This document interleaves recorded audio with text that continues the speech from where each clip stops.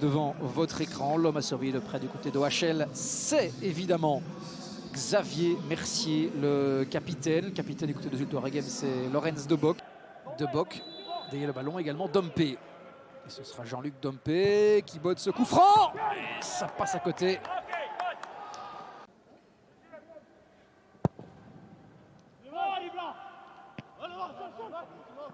Mercier, c'est pas une faute de main, oui. Une faute de main et un carton qui va être sorti de la poche de Monsieur Laforge, mais qui manque son contrôle. C'est pas la première fois qu'il le rate. Là par contre il est en position de hors-jeu, Kaba, oui. Il va contrôler ce ballon et se présenter face à Bossut. Kaba, c'est but, mais oui, drapeau est levé. Et ça me paraît évidemment, il était en position de hors-jeu. Oui, c'est plus qu'évident. Décision logique de l'assistant. Qui a...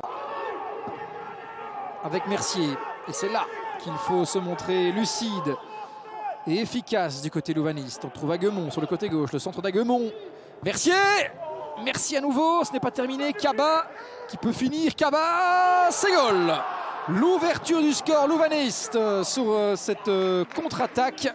Après ce coup franc où, je vous le disais, on avait fait monter beaucoup de monde. Peut-être un petit peu trop. Et on s'est un petit peu découvert derrière. Il n'avait plus marqué depuis son dernier match, tout simplement. Le 27 décembre face à Charleroi. Eh bien, il retrouve à nouveau le chemin des filets. C'est très bien joué hein, pour éliminer ici Humphries. Et malgré l'intervention de Bossut, ce ballon termine au fond des filets. D'abord, il y a Mercier qui ne parvient pas à cadrer. Puis ensuite, ce ballon qui termine dans le but. C'est 0-1 pour OHL. De Bock pour ce centre. Vossen qui passe à côté.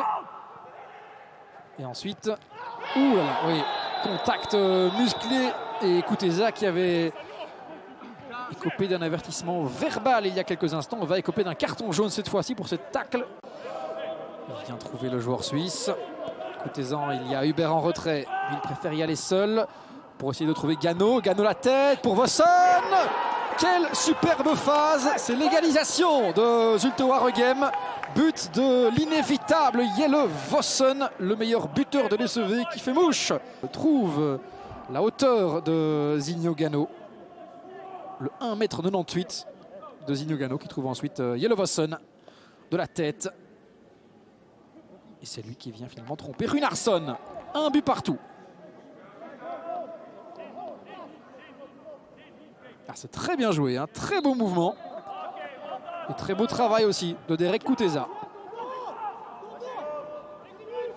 Et Mercier aussi qui reste très haut, ce qui oblige des joueurs de Zulte Waregem à rester en retrait. Attention par contre, cette touche est donnée. Sec dans le duel aérien. Vossen, c'est sur Runarsson. Bien tenté de la part de Jelle Vossen.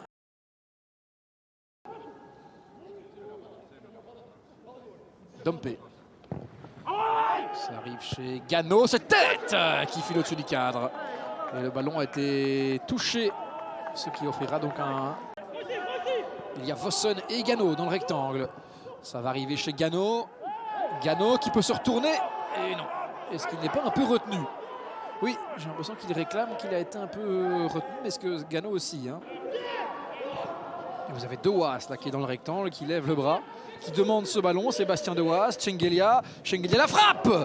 Et l'arrêt de Bossut qui ne s'attendait pas forcément à une frappe, j'imagine. Bon bloc de Zulte Waregem. En retrait, il y a De Sar qui demande, il peut contrôler, il peut frapper. De Sar, l'arrêt de Bossut. Ce n'est pas terminé. De Waas, n'y a-t-il pas une position de hors-jeu? L'arbitre ne bronche pas. De Nord. Et c'est bel et bien Derek Kuteza qui va céder sa place alors qu'on revoit une nouvelle fois ce tir de Sar. Ouais, il a amené le danger. Ce ne sont pas toujours les mêmes. Dompe, le tir. Ce tir est sur Runarsson. Mais en même temps, il faut essayer d'aller chercher ce but. Et c'est avec Dompe. Une tête qui file au-dessus. Ce sera donc un dégagement pour Runarsson. Est-ce que ce sera pour le capitaine Lorenz De Bock dans le mur? Ça file à côté.